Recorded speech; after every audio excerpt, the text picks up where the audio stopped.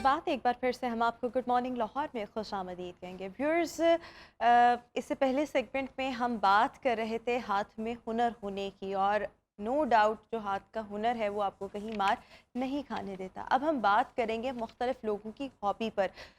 जब हम हॉबी की बात करते हैं, किसी मशगले की बात करते हैं, बहुत से लोग हॉबी कोई भी जब चुनते हैं तो उसके पीछे रीज़न्स ये होती हैं कि वो किसी भी काम को लेकर, किसी भी स्पेसिफिक चीज़ को लेकर बहुत ज़्यादा पैशनेट होते हैं। वो चीज़ उनका मशगला बन जाती है। वो उसके साथ उस काम को एक्चुअली करने में जो वक्त वो गुजार रहे होते हैं उसको एक्चुअली बहुत ज़्यादा इंजॉय कर रहे होते हैं। उनको उसके बारे में पढ़ना, उसके बारे में इंफॉर्मेशन हासिल करना बहुत ज़्यादा पसंद होता है। और नो डाउट जो हेल्दी हॉबीज़ होती हैं वो आपकी ओवरऑल वेल बीइंग के, स्पेशली मेंटल हेल्थ के लिए भी बहुत ज़्यादा अच्छी होती हैं, और आप एक अच्छे अंदाज में अपना जो वक्त है वो गुजार रहे होते हैं। और हॉबीज़ होनी चाहिए हर इंसान की ज़िंदगी में। बहुत से लोग बुक्स पढ़ते हैं, बहुत से लोग हॉर्स राइडिंग कर रहे होते हैं, बहुत से लोगों को मतलब इंटरनेट सर्फिंग करना बहुत अच्छा लग रहा होता है। ये मुख्तलिफ हॉबीज़ होती हैं, इनकी मुख्तलिफ नौइयत होती है। अभी शो के इस सेगमेंट में हम आपकी मुलाकात जिन मेहमान से करवाने जा रहे हैं, इनकी हॉबी ये है कि ये पूरी दुनिया में जितने भी ममालिक हैं, बेशतर ममालिक के कॉइन्स, बेशतर ममालिक के टिकट्स इनके पास हैं। अभी जो मौजूदा ममालिक हैं और इससे पहले भी जितने मुल्क गुजर चुके हैं जिनका अब कोई नामो निशानी नहीं है, उनके भी इनके पास टिकट्स और साथ ही साथ कॉइन्स वगैरह अवेलेबल हैं। सो हमारे साथ इस वक्त शो में मौजूद है numismatist Mohammad Ilyas. Ilyas, thank you so much for joining us in our show. So सबसे पहले तो मुझे ये बताएं कि इस हॉबी का शौक़ कैसे पैदा हुआ? इस हॉबी का शौक़ मुझे बचपन से, मतलब when I was in grade 4 मुझे कुछ कॉइन्स मिले अपने ग्रैंडफादर से। पाकिस्तानी कॉइन्स थे वो, उसमें बहुत पुराने कॉइन्स थे। तो उधर से मुझे शौक़ पैदा हुआ कि डिफरेंट कंट्रीज़ में कौन सी करेंसीज़ यूज़ होती हैं, और मतलब और उसके बाद फिर आगे जाके उनकी इकोनॉमीज़ और जो इन्फ्लेशन ये कैसे वर्क करती है, आई गॉट इनटू दिस। और फिर मैं कलेक्ट करना शुरू हो गया, मतलब डिफरेंट कंट्रीज़ की करेंसीज़। और इसमें सबसे ज़्यादा मुझे हेल्प हुई मेरी स्कूलिंग से। मैं कतर में एक इंटरनेशनल स्कूल में था, तो वहाँ पे there were students from over 50 countries. तो whenever they used to go on holidays तो उनसे मैं मंगवाता था। They used to give me as souvenirs as well. तो वहाँ से मेरी मतलब कलेक्शन ग्रो हुई। फिर उसके बाद मैंने फ़ेसबुक पे डिफरेंट ग्रुप्स होते हैं कलेक्टर्स के। There is around 400 collectors on Facebook. उनके साथ फिर मैंने उनसे बाय करना शुरू कर दिया, उनसे स्वैप करना शुरू कर दिया। That's how I grew my hobby. अच्छा, ये किस एज से आपने स्टार्ट किया? I was probably like I don't remember the exact age, but I was under 10 years like that time. बिल्कुल ठीक हो गया। सो ये चीज़ आपको इनहेरिटेंस में मिली। सो मतलब होता है ना कि बहुत सी आदात आपको इनहेरिट करते हैं, आपके जीन्स में Yes. कुछ चीज़ें होती हैं, तो हम कह सकते हैं कि आपको ये आपके आबाओ अजदाद से ये हॉबी मिली। जब आपने बात की कि मतलब आपको ये आपके मतलब आबाओ अजदाद से ये चीज़ मिली, तो उनके साथ इस हॉबी को अडॉप्ट करने के साथ साथ कौन कौन से नायाब टिकट्स और कॉइन्स आपको उनसे मिले, और फिर उसके साथ साथ आपने ख़ुद अपनी कलेक्शन को एक्सपैंड कैसे किया? बेसिकली मेरी जो कलेक्शन है ना, उसमें I don't actually collect postal tickets. I have a few in my collection, but I mainly collect bank notes and coins. ठीक तो है। उसमें मेरे पास अभी over 200 plus bank notes and coins from different countries मौजूद हैं। और उसमें डेड कंट्रीज़ भी हैं, like for example Zaire, it's merged into Congo. फिर Malaya and British Borneo, British India, Portuguese India. Bahawalpur हमारी एक रियासत होती थी पाकिस्तान की, उन्होंने बड़ी हेल्प की स्टार्टिंग में, तो उनके कॉइन्स हैं मेरे पास नवाब सादिक के एरा के। From where did you get all of these banknotes and coins of these dead I countries? collected these like in bits and pieces, like it's a journey of 15-20 years. क्योंकि मतलब there's nothing which I got in bulk or I inherited. It's With the passage of time, with the passage of आपने time it इनको grew. Yes. मतलब collect किया और अपनी collection को basically expand किया। Yes. मतलब देखिए, हर हॉबी के पीछे इंसान का पैशन होता है। इस हॉबी में आपका कितना पैशन इन्वॉल्व था? इसके पीछे मज़ा मतलब आता है, ये नहीं हॉबी like, तो वो जिसको आप एंजॉय कर रहे हो। yes, I used to be curious. मतलब there's like in different countries उनकी मतलब जो बैंक नोट्स हैं, it used to fascinate me. For example Vietnam, Australia, they have polymer bank notes, we have paper money. और उसके बाद फिर कुछ कंट्रीज़ में इन्फ्लेशन चल रही है, जैसे अभी लेबनान में उनकी करेंसी वर्थलेस है. फिर उससे पहले वेनेजुएला में हाइपर इन्फ्लेशन थी. फिर जिम्बाब्वे में जब हाइपर इन्फ्लेशन थी, they had a bank note of $100 trillion. और उस $100 ट्रिलियन का you couldn't buy anything because they were facing hyperinflation.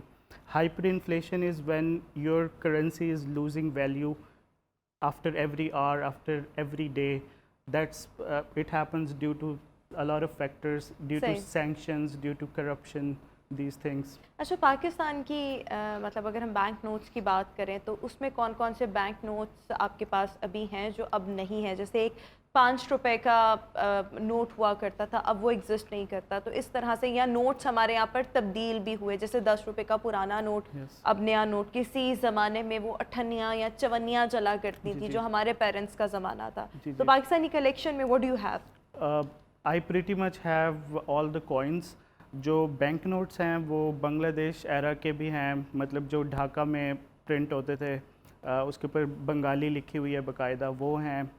और मतलब 1970s उससे पहले के भी हैं. प्रीटी मच आई है पाकिस्तानी. तो आई हैव 1947 पाकिस्तान में क्या करेंसी इस्तेमाल होती थी, क्या थी वो? अ, होगी तो वो पीकेआर में ही, लेकिन वो क्या कॉइन्स और वो नोट्स कौन से थे? जो- you have all of it? जो बिल्कुल स्टार्ट वाला नोट है ना, वो बहुत रेयर है. वो बेसिकली ब्रिटिश इंडिया के जो नोट्स थे ना, उसके ऊपर पाकिस्तानी इम्प्रिंट था. लाइक वो यूज़ होता रहा. फिर उसके बाद Pakistan issued their own bank notes. They are very rare.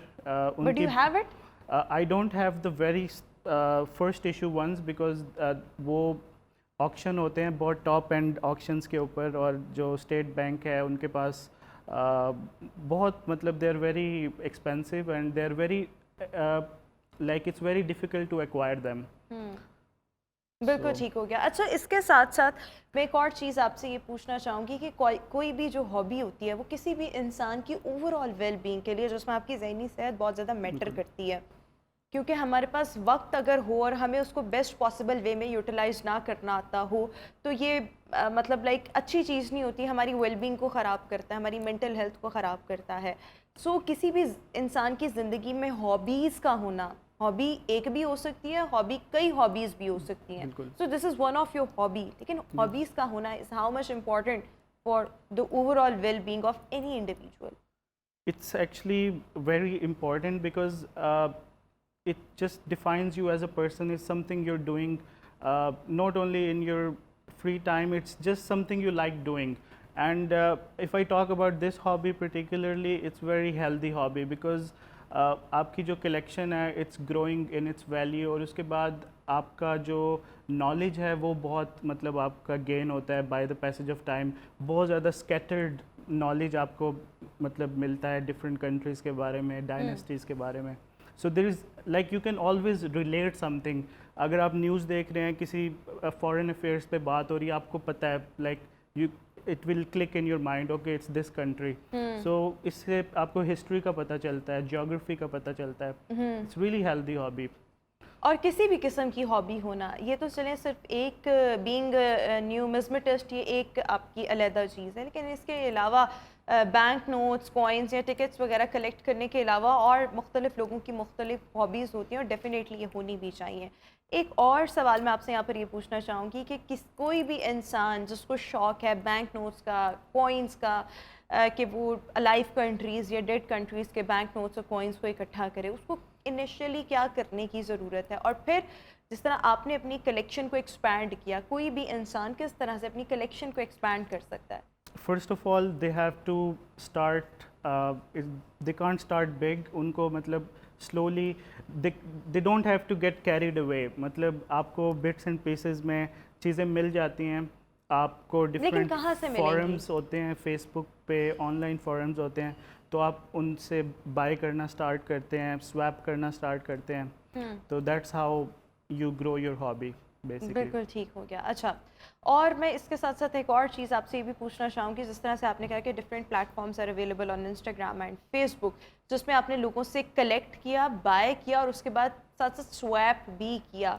तो ये स्वैपिंग क्या चीज़ है? और फिर आपने उनसे ख़रीदा तो होगा, तो वो तो एक अलग चीज़ है, लेकिन स्वैपिंग क्या है? कि आपने अपना उनको कोई कॉइन या यस। कोई नायाब किस्म का नोट या जो आपके पास 2-2 या 3-3 हो वो दे दिए और उनसे कुछ ले लिया इन रिटर्न?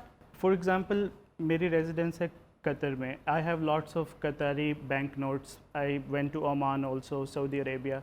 तो मैं फिर उनको अपने पास रख लेता हूँ, उनके जो स्मॉलर डिनोमिनेशंस हैं। फिर उनको मैं जो यहाँ पे कलेक्टर्स हैं उनके साथ स्वैप कर लेता हूँ।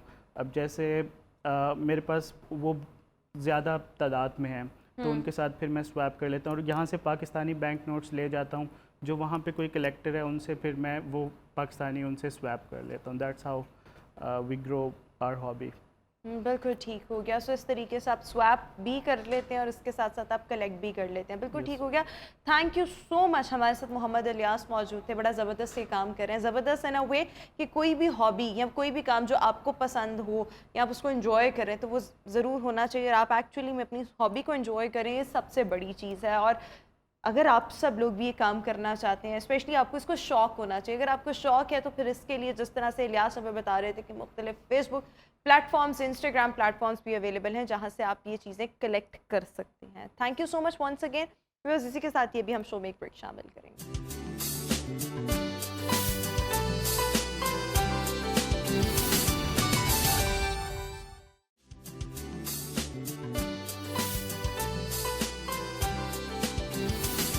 ब्रेक के बाद एक बार फिर से हम आपको गुड मॉर्निंग लाहौर में खुशामदीद कहेंगे। व्यूअर्स, ज़िंदगी में नज़्म व ज़ब्त का होना बहुत ज़्यादा ज़रूरी है। अगर आप अपनी ज़िंदगी में निखार, सुकून पैदा करना चाहते हैं, ज़िंदगी में कामयाब होना चाहते हैं, तो नज़्म व ज़ब्त, डिसिप्लिन हर मामले में अपनाना चाहिए। अगर हम पूरी कायनात पर अपनी नज़र दोहराएं तो हर चीज़ नज़्म व ज़ब्त को फॉलो कर रही है। अगर हम चांद का निकलना देखें, सूरज का निकलना और गुरूब होना देखें, सितारों की मूवमेंट देखें, हर चीज़ का मुशाहिदा बड़े गौर से करें तो हमें मालूम होता है कि हर चीज़ कायनात में कानून की ताबे है और बड़ी डिसिप्लिन के साथ चल रही है। इसी के कंपैरिजन में अगर हम अपनी ज़िंदगी को देखें तो ज़िंदगी में भी नज़्म व ज़ब्त का होना बहुत ज़्यादा ज़रूरी है।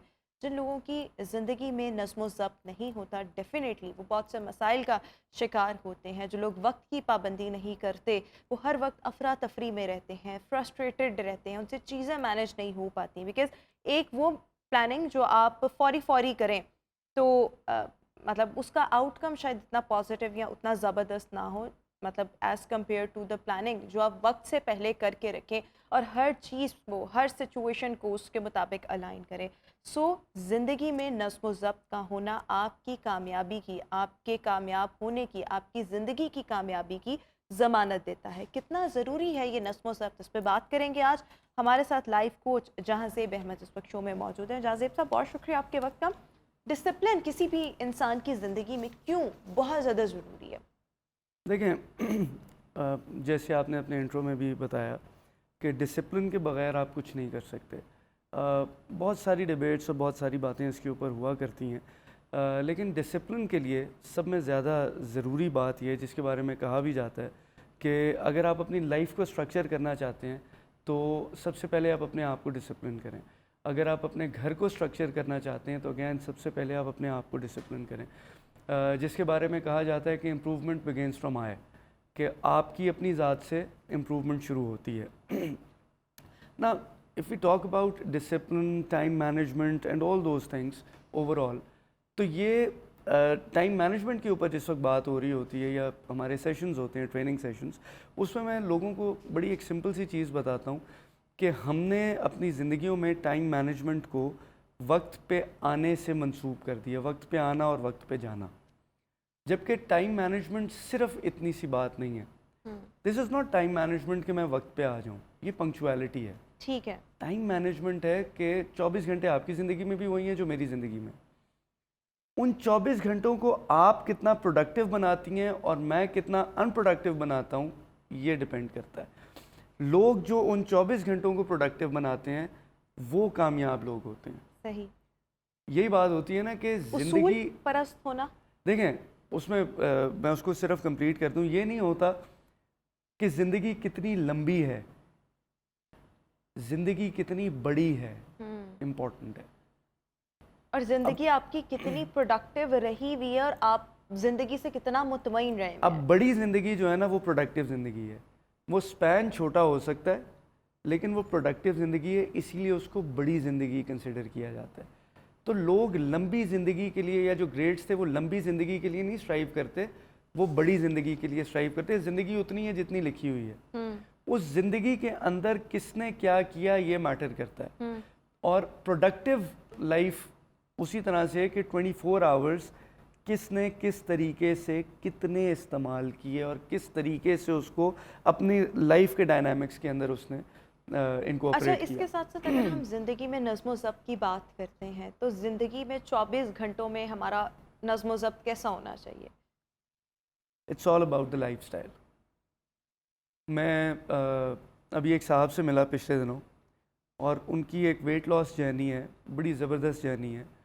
और वो साहब हैं जिनके बारे में उनके दोस्त समेत मेरे और भी लोग इस बात पे कन्विंस थे कि ऐसा नहीं हो सकता जैसा उन्होंने कर लिया है।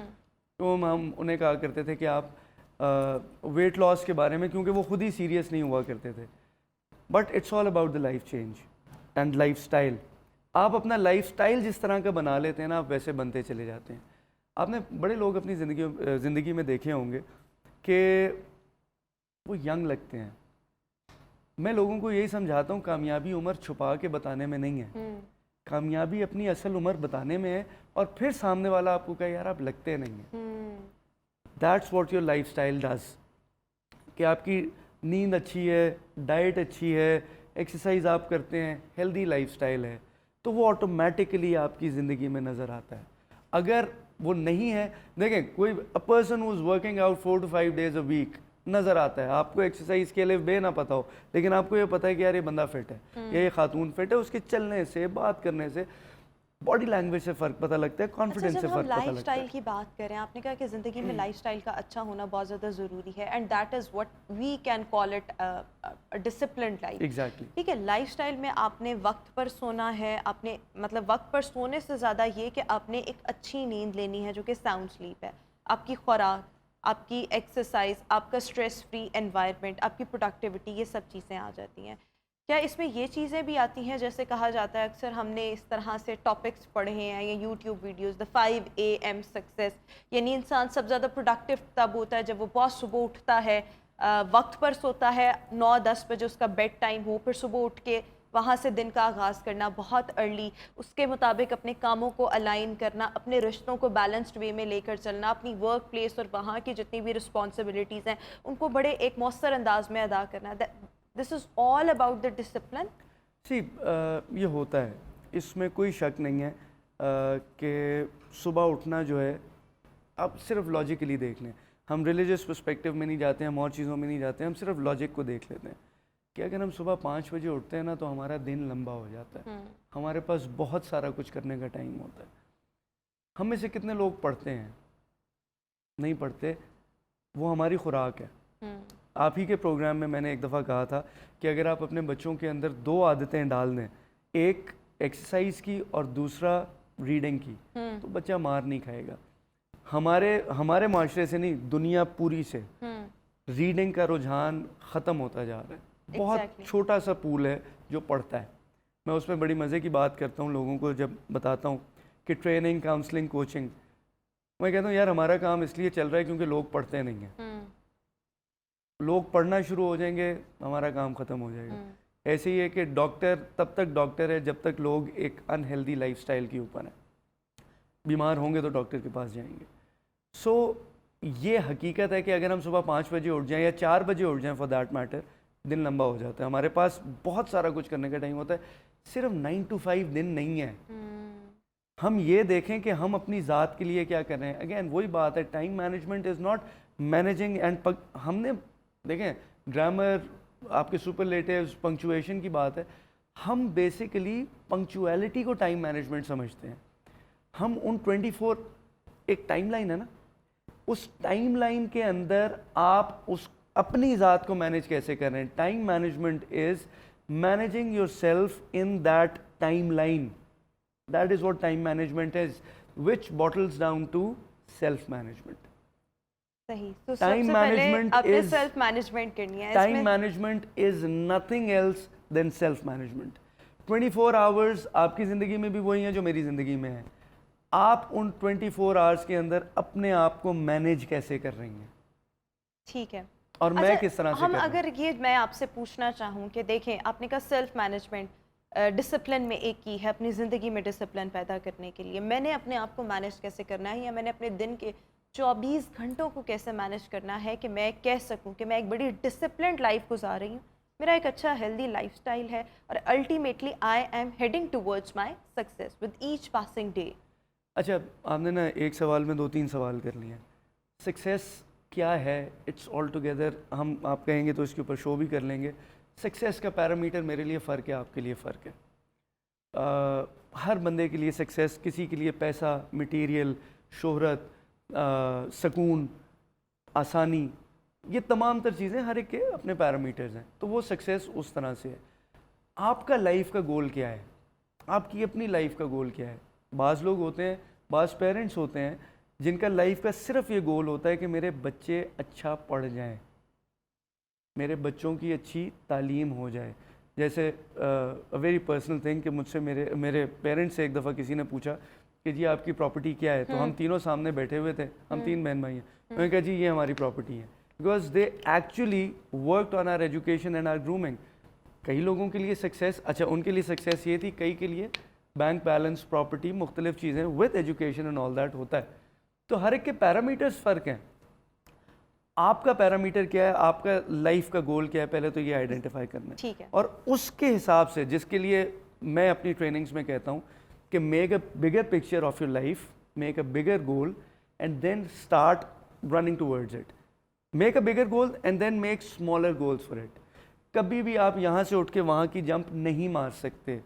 हाई जंप चैम्पियंस जो होते हैं वो छोटी छोटी जंप से, it's one step at a time. आप उस बिगर पिक्चर को छोटे गोल से पहुंचेंगे। ठीक तो है। अपनी लाइफ का एक गोल बना लें, वो गोल और असल उसको में ब्रेक कर लें असल में आपकी लाइफ जो ट्रांसलेट होगी ना, वो उस गोल से होगी कि वो गोल है। अब आपने उसका पाथ क्या लेना है, वो ऑटोमेटिकली आपको गाइड करना शुरू हो जाएगा और वही आपका लाइफस्टाइल डिटर्मिन करना शुरू हो जाएगा if you are determined to achieve that goal. उसमें मैं हमेशा ये कहता हूँ, एज अ मोटिवेशनल ट्रेनर मैं ये बात किया करता हूँ कि make a bigger picture and start running towards it. If you can not run, walk. If you can not walk, crawl, but don't stop moving towards that goal. जिस दिन आप रुक गए उस गोल की तरफ जाने से, उस दिन आपके ख्वाबों की मौत हो जाएगी। बिल्कुल ठीक हो गया। आपने बहुत अच्छी बात की एंड आई वुड वांट कि आप इसको रिपीट करें। अगर आप भाग नहीं सकते आप वॉक करें, अगर आप वॉक नहीं कर सके तो एटलीस्ट करें। क्रॉल करें, लेकिन अपना जर्नी, अपना जो सफ़र है उसको रोके मत, कहीं पर भी ब्रेक नहीं लगाएं। और अक्सर ऐसे होता है क्रॉलिंग करते करते वो छोटे छोटे It's स्टेप्स, that one कछुए step. और खरगोश वाली कहानी है ना कि It's just that one step that matters. One step at one अब टाइम। आप अगर अपने गोल की डायरेक्शन में वो एक स्टेप ले रहे हैं तो वो आपका काम हो गया। एंड अगेन मैं अपने सेशंस में एक चीज़ अपने रेसिपिएंट्स को ज़रूर बताता हूँ, बेसिक लेवल ऑफ सक्सेस या बेसिक लेवल ऑफ इम्प्रूवमेंट क्या है, कि सिर्फ इतनी कोशिश कर लें कि आपका आने वाला कल आपके गुजरे हुए कल से बेहतर हो और आपके आने वाले कल में दुनिया आपका गुजरे हुए कल से बेहतर वर्जन देखे। बिल्कुल ठीक। अच्छा, इसके साथ साथ मैं अपना सवाल अगेन रिपीट करना चाहूँगी। मैं अपने 24 घंटों को डिसिप्लिन्ड बनाना चाहती हूँ। वो 24 घंटे डिसिप्लिन्ड बनेंगे, अल्टीमेटली मेरा एक हफ्ता डिसिप्लिन्ड होगा, फिर उसके बाद मेरा 1 महीना डिसिप्लिन्ड होगा, फिर 1 साल, और फिर बढ़ते बढ़ते मेरी पूरी ज़िंदगी डिसिप्लिन्ड हो जाएगी। 24 आवर्स को डिसिप्लिन में कैसे लाना है? It's about the lifestyle. Again ये लाइफस्टाइल है क्या आपका। करना है उन 24 घंटों में? वही बात है कि आपका गोल क्या है। ठीक है, जब पर्सनल सेशन माई गोल और everybody goals should be the health, the relationship, जो वो क्लोज बॉन्ड होते हैं, प्लस द वर्क। मेरे ख्याल में ये 3 नॉर्मली अगर हम एक हेल्दी लाइफ को देखें ना, अच्छा अव्वल तो जिस डे एंड एज में हम रह रहे हैं, वर्क लाइफ बैलेंस एक बहुत बड़ा इशू है और पूरी दुनिया में ये इशू माना जाता है। जो आदमी इस वर्क लाइफ बैलेंस के ऊपर काम कर लेता है, अब फिर इसके ऊपर सवाल आता है कि जी एज ए ट्रेनर ये बात करना बड़ा आसान है, आप सारा दिन काम करते हैं, ये वो हम भी करते हैं। It's all about the management. And एक और चीज़, जो भी आप काम कर रहे हैं उसमें आप 10 मिनट दे रहे हैं, 15 मिनट दे रहे हैं, it's about the quality of time, dedication, dedicated time. जैसे मुझे अक्सर लोग कहते हैं कि हमारे पास एक्सरसाइज का टाइम नहीं होता मैं उनसे ये कहता हूँ आपके पास 10 मिनट भी नहीं होते। अगर कोई इंसान मुझे कहता है कि मेरे पास अपनी ज़ात के लिए 10 मिनट नहीं है, तो वो अपने आप से भी झूठ बोल रहा है और अपने इर्द गिर्द के लोगों से भी झूठ बोल रहा है। आप वो 10 मिनट निकालना नहीं चाहते। हम सिर्फ आज के दौर में, मैं इसको डिस्करेज नहीं कर रहा, बट एक मीडियम है, रील्स देखते देखते 4-4 घंटे गुजर जाते हैं और हमें ख्याल नहीं रहता। और वो चस्का होता है, एडिक्शन होती है। हमने देखें एक डेडिकेटेड, आप कोई कहता है ना मेरा फिजिकल काम बहुत है, मेरी फिजिकल एक्टिविटी बहुत है, but dedicated 10 minutes for your exercise is a different thing. Dedicated चीज़ जो है ना वो डिफरेंट है। आपके 24 घंटे उस डेडिकेशन के ऊपर होने चाहिए कि यार मैंने इस वक्त ये करना है, मेरा इस वक्त का अगर ये मील है तो मैंने इस वक्त ये मील लेना है, मैंने इस वक्त मैंने 2 पेजेस पढ़ने हैं, मैंने वो पढ़ने हैं, मैंने कोई इन्फॉर्मेटिव वीडियो देखनी है, वो मैंने करनी है।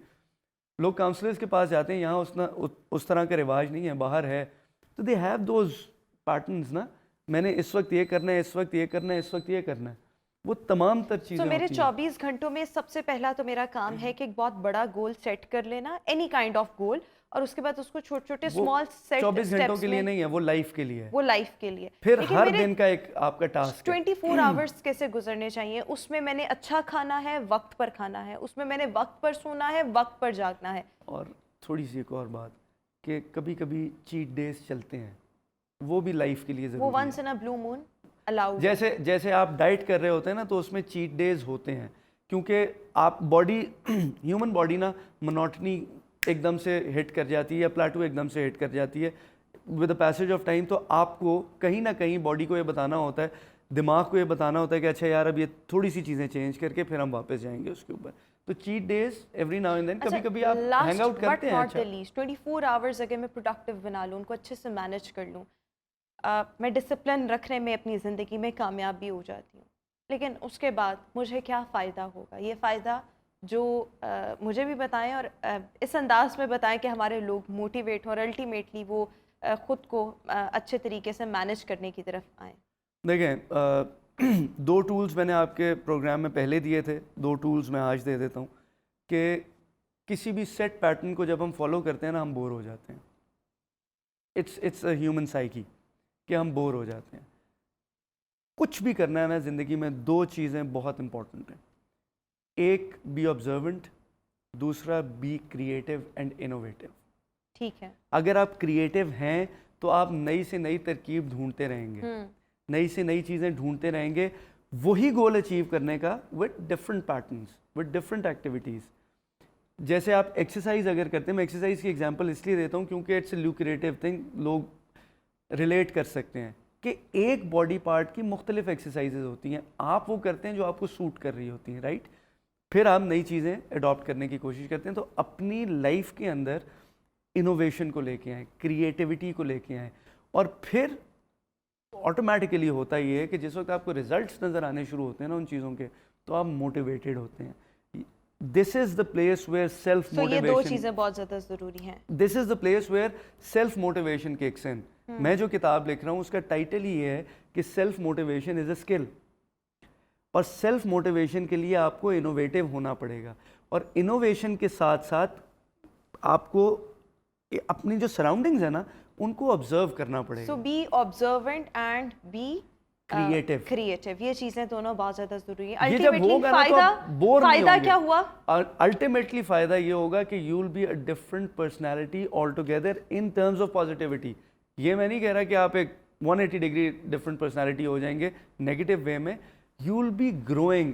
छोटी सी एग्जाम्पल है, क्विकली, बिल्कुल छोटी सी एग्जाम्पल है कि आप रोज़ का एक नया लफ्ज़ सीखें, चाहे उर्दू का चाहे अंग्रेज़ी का।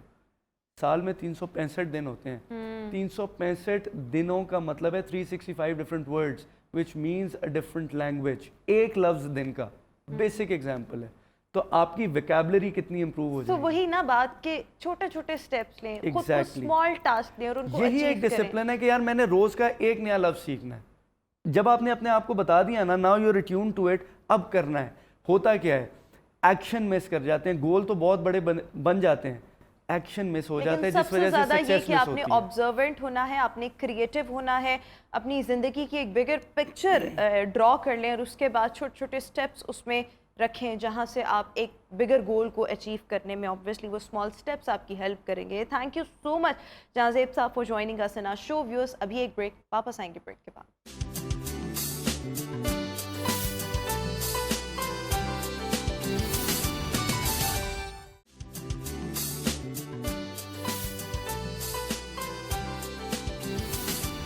Welcome back after the break. और व्यूअर्स, अब हम आपकी मुलाकात करवाने जा रहे हैं पाकिस्तान के इमर्जिंग सिंगर, पाकिस्तान के इमर्जिंग स्टार अम्मार बेग से, जिनका एक तो अपना तारुफ है लेकिन इसके साथ साथ इनका एक बहुत ज़बरदस्त तारुफ है और पाकिस्तान के नामवर मौसीकार सिंगर वारिस बेग साहब के ये साहबजादे हैं।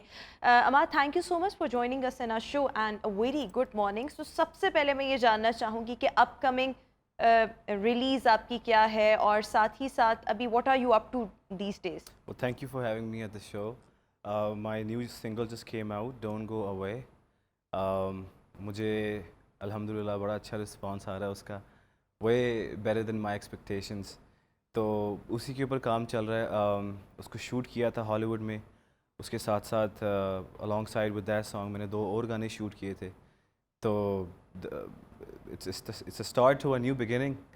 बहुत मज़ा आ रहा है। और अच्छा, आगे मैंने से आपसे आगे पहले भी एक मुख्तलिफ चैनल पर जब मैंने आपका इंटरव्यू किया था तब तकरीबन ये 1-1.5 साल पहले की बात है। बाय द वे अब आप बहुत बदल चुके हैं ना, मतलब एनी हाउ।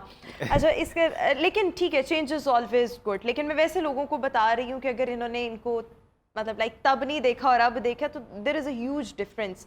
और इसके साथ साथ तब भी आप जब बात करते थे तो मोस्टली आप इंग्लिश सॉन्ग्स की बात करते थे, तो उर्दू की तरफ आपका ज़्यादा रुझान क्यों नहीं? बिकॉज हम पाकिस्तानी ऑडियंस की बात करें तो दे वुड वांट कि हम ज़्यादा उर्दू में ही सुने, सो व्हाई इंग्लिश? और इसमें फिर आपकी कौन सी ऑडियंस ज़्यादा आती है, कौन सी ऑडियंस की टेंशन आप ग्रैब करते हैं? मैंने उर्दू सॉन्ग्स भी काफ़ी किए हैं, I know, but I personally believe कि you should always experiment.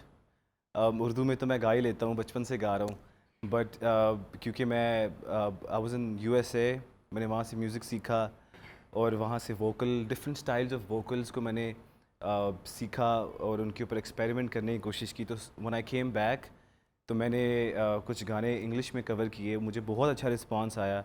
Urdu में तो मैं करता रहता हूँ और इवन जो मेरा भी ओरिजिनल है वो भी उर्दू में है।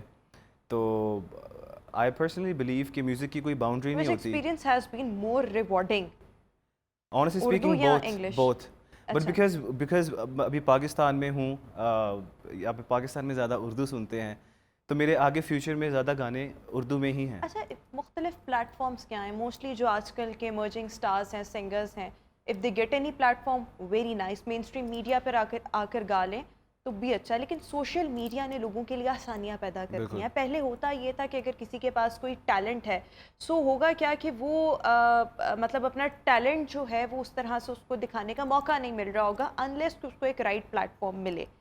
अब सोशल मीडिया ने रिप्लेस कर दिया है, अब अपना गाना गाएं, यूट्यूब पर अपलोड करें, लोगों को पसंद आता है, फिर ओवरनाइट फेम, चीज़ें भी काफ़ी ज़्यादा आसान हो गई हैं।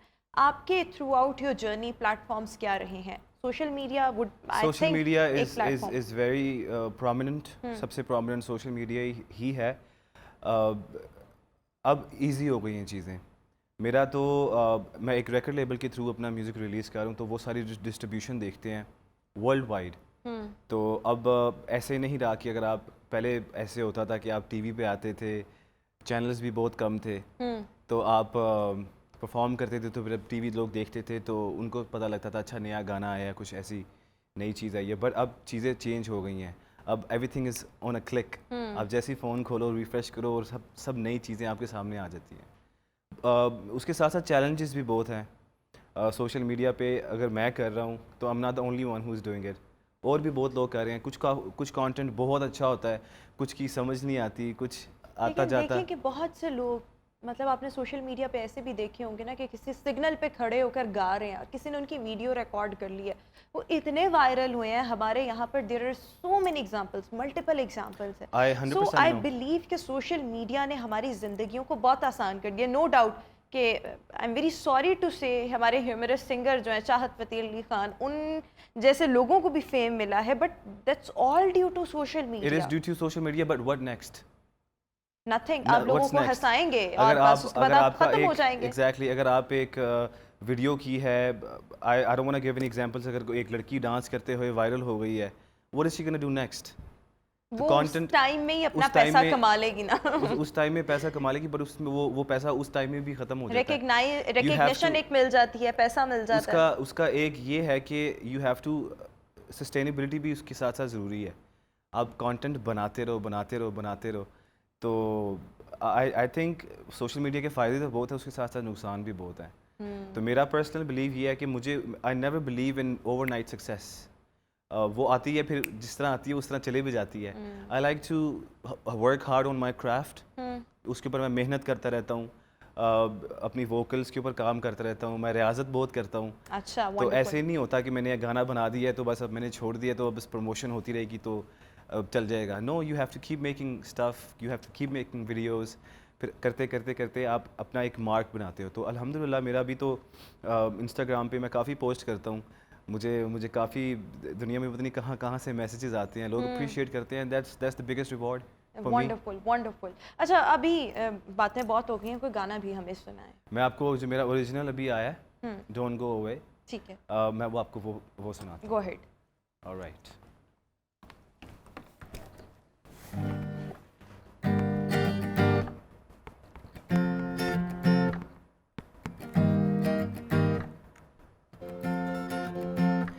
यूं लगी है तेरी लगन, बेताबियों में भी मजा आने लगा। कह रहा मन तेरा नशा, जज्बात पे दिन रात पे छाने लगा। हर पल कहे don't go away, yeah. आपास आ, ओ ओ ओ ओ ओ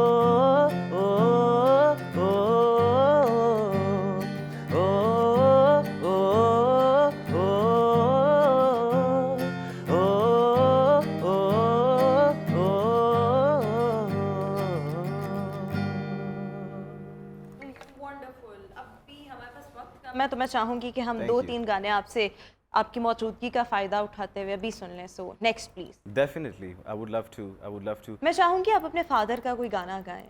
उनका तो मैं हर शो में ही गाता हूँ गाना। हाँ, और बस ठीक है। ये भी कंप्लीट नहीं होगा अगर मैं उनका नहीं गाऊंगा। वो है मैं- तुझको किया सलाम तुम्हारे धोखे में, और वो एब्सोल्युटली। वाला गाना।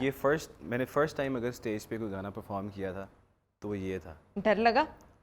मैं 3 साल का था उस वक्त, तो मुझे कुछ पता भी अच्छा, वो 3 साल की बात है, मैंने कहा शायद थोड़ा बड़े होकर ना। नो, मैं बहुत छोटा था उस वक्त। अच्छा, I was बहुत just छोटे three- थे। I was just 3 3 years years। old. ठीक है। So this is कल शब देखा मैंने चांद चढ़ते।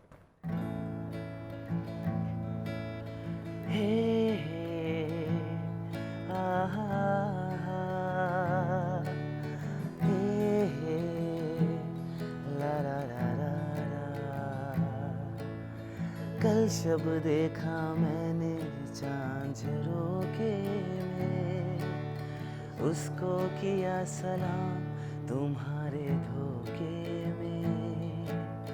रात को देखा ख्वाब जो मैंने सोते में, रात को देखा ख्वाब जो मैंने सोते में।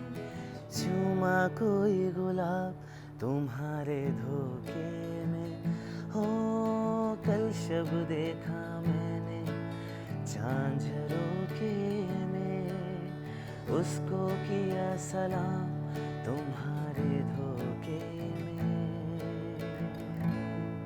बस इतना सा मुझे मजा आ रहा था। I was actually enjoying it. Okay. तारों की जगमग झिलमिल थी,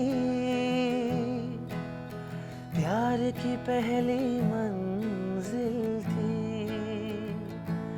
हो तेरे मेरे सांसों की गर्मी, मस्त हवा में शामिल थी।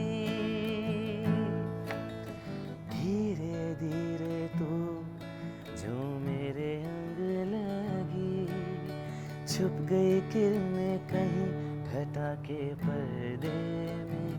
हो कल शब देखा मैंने झांझरों के में उसको किया सलाम तुम्हारे धोखे में। हे हे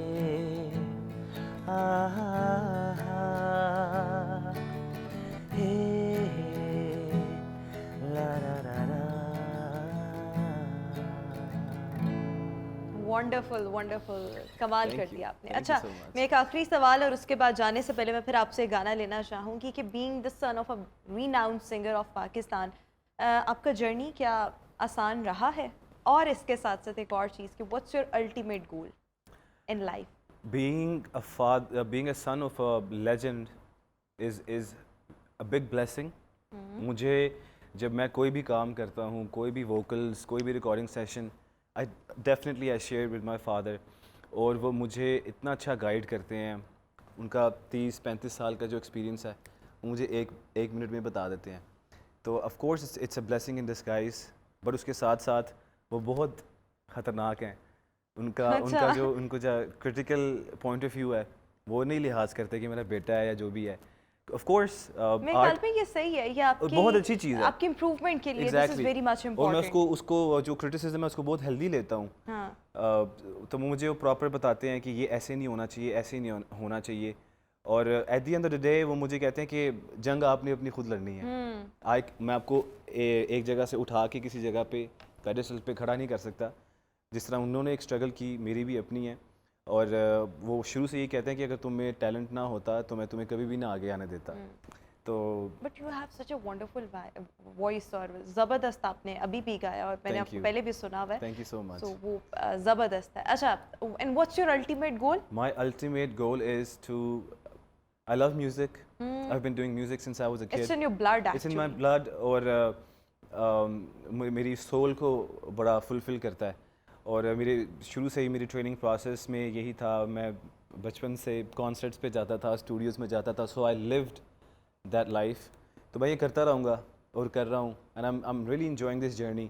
आर्ट आपकी बस लाइफ इसके में साथ हो। साथ पढ़ाई भी बहुत ज़रूरी है। पढ़ाई तो कंप्लीट हो गई। अच्छा, हो गई। तो मेरा- तब जब आप उससे आखिरी मिले थे तो तब आप बिल्कुल, कर रहे मैंने थे। ग्रेजुएशन किया है। हाँ। मैंने यूएस से मैंने आईटी में ग्रेजुएशन की है। तो मेरे पेरेंट्स का यही था पहले कि आप you have to have a degree. तो उसके बाद आप जो मर्ज़ी करो। तो अब मैं जो मर्ज़ी कर रहा हूँ, जो मेरा दिल करता है, मैं ज़बरदस्त कर रहा हूँ। ज़बरदस्त। तो thank you so much and all the very best. Thank you. जो भी आप फ्यूचर पे करना चाहते हैं, thank you so much for joining us in show Ammar. और व्यूअर्स, इसी के साथ ही हमारा आज का शो अपने इख्तिताम को पहुंचे। इंशाल्लाह आपसे मुलाकात होगी नेक्स्ट प्रोग्राम में। मुझे तो दीजिए इजाज़त, लेकिन जाते जाते ओवर टू यू अमार, एक और गाना हो जाए।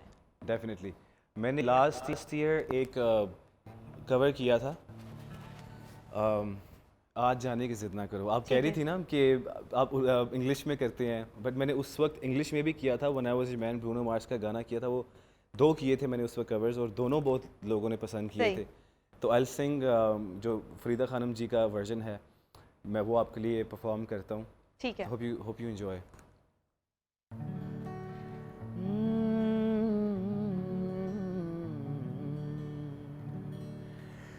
तुम ही सोचो जरा, क्यों न रोके तुम्हें। जान जाती है जब उठ के जाते हो तुम। जान जाती है जब उठ के जाते हो तुम। तुमको अपनी कसम जाने जा, रोक लो आज की रात को। आज जाने की जिद ना करो, आज जाने की जिद ना करो। यूं ही पहलू में बैठे रहो, यूं ही पहलू में बैठे रहो। आज जाने की जिद